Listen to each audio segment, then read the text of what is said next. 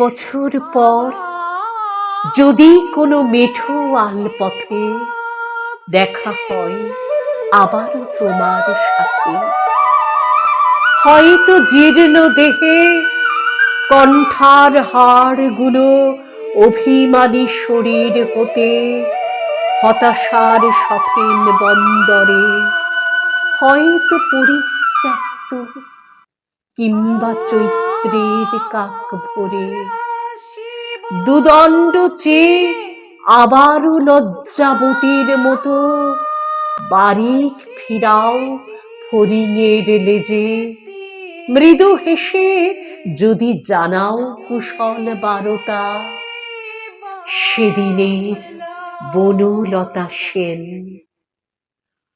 হয়তো দারুচিনি দ্বীপে নয়, নবান্নের নতুন ধানেও না, কিংবা বিদর্ভ নগরেও ভুল পথে উল্কার মতো এসেছ উঠানে তৃষ্ণার টোকা হয়ে শীতের স্নিগ্ধ শিশিরে।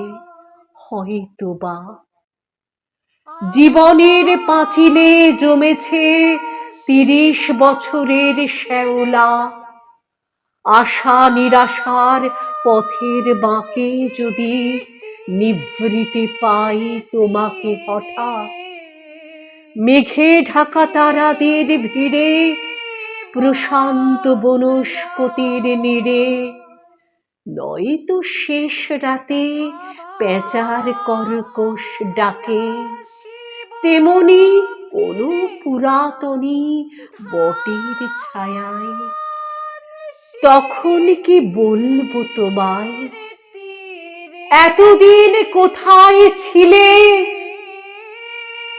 ৩০টা বসন্তে পলাশের বনে ফুল ফুটেছে অনেক, তবু যদি ভোরের কোয়েল পাখির মতো তোমার নিকানো উঠোনে উড়ে এসে বসি, কিংবা সন্ধ্যা বেলায় পেঁচা হয়ে বসি তোমার একলা চালে, ছেঁড়া ছেঁড়া ঘাস মুখে নিয়ে হয়তো বা তেতো নিমের ডালে বাঁধি বাসা, তখন হঠাৎ যদি তোমার আমার হয় দেখা, হয়তো সূর্য আর আলপনা আঁকবে না গধূলি বেলায়, সব রং কালো রঙে মিশে ধূসর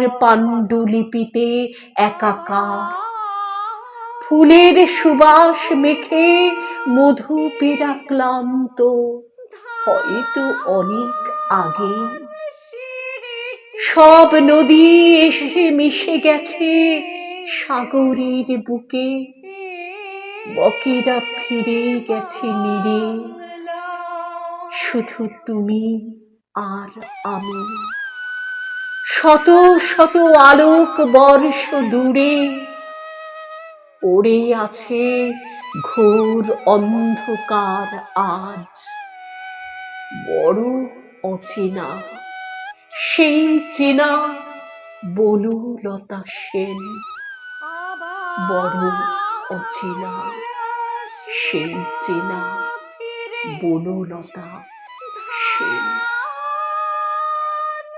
কবি সুশান্ত পাড়ুইয়ের কবিতা সেই চেনা বনলতা সেন। স্বরাঙ্কনে আমি মুনমুন চক্রবর্তী সেন।